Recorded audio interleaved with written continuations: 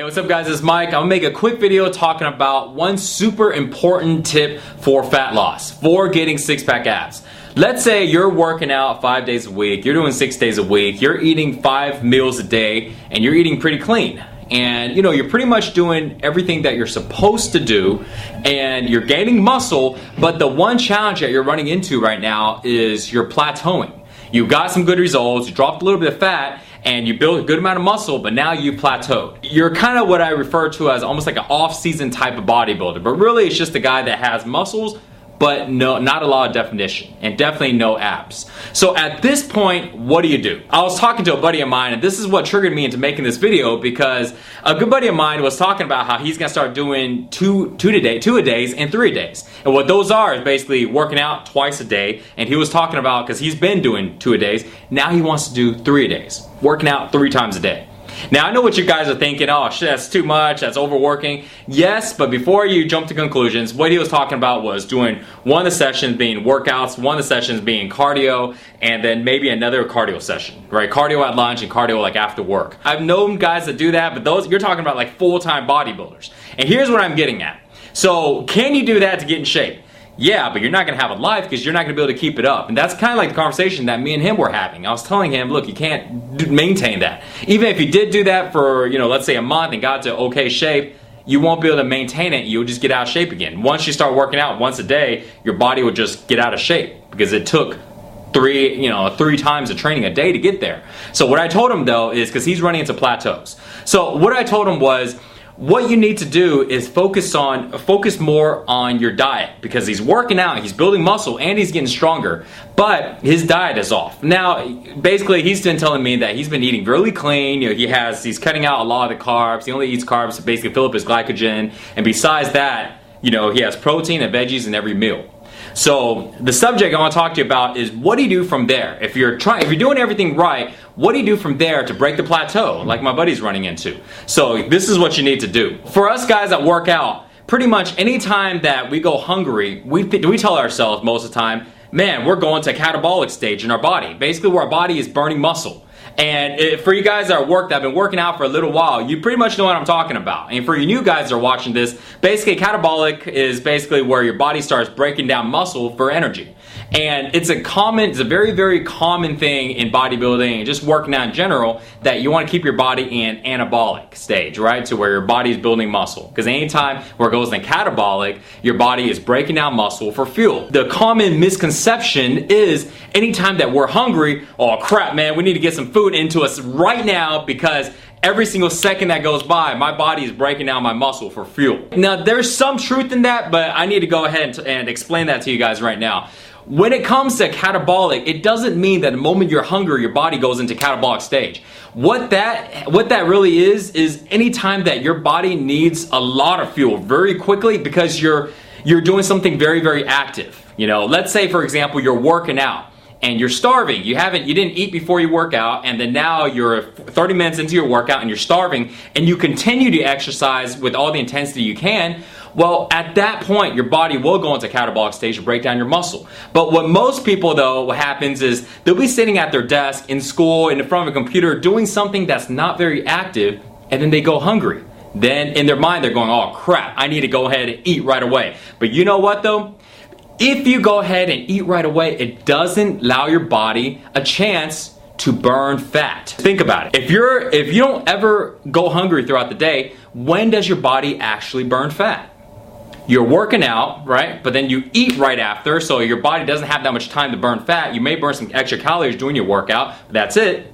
Now, throughout the day, anytime you eat a meal, it lasts for 2.5 hours, 3 hours. The moment you go hungry, you refill it with another meal. So there's no breakage time for your body to really burn a lot of fat.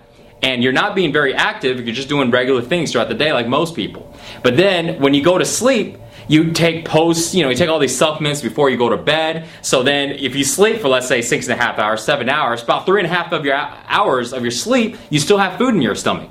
Your body will not burn fat if it has extra food in your stomach. Just get that through your mind, okay? Because that's a huge mental shift that personally for myself I had to learn, and a lot of other guys. Because before I was a lot bigger, but I couldn't get rid of my belly fat. You know, I just had this big old gut, but yeah, I had some big old arms, big chest, and big gut to go with it, and I couldn't realize what I was doing. I couldn't get rid of it. I'll cardio, I'll do all this stuff, but then I would just eat. And that's the thing. You're overeating because you're not allowing your body a chance to break down fat. So what you need to do is to actually go hungry for a little while. Now, don't think, again, hunger means catabolic. It doesn't mean that. You can go hungry for 30 minutes up to about an hour, especially when you're not doing very active things, and allow your body to go ahead and utilize some fat for energy. Because think about it. If you're always filling your stomach up with food, does your body even have an excuse to burn fat? Your body's not going to just go choose between fat and food and go, I'm going to go ahead and burn fat. I'm just going to leave the food in my stomach, but I'm just going to burn the fat instead. It doesn't do that. Fat is basically a backup source of fuel. So you got to have no food in your stomach, right? Food is gone. You have fat in your stomach, and your body needs the energy.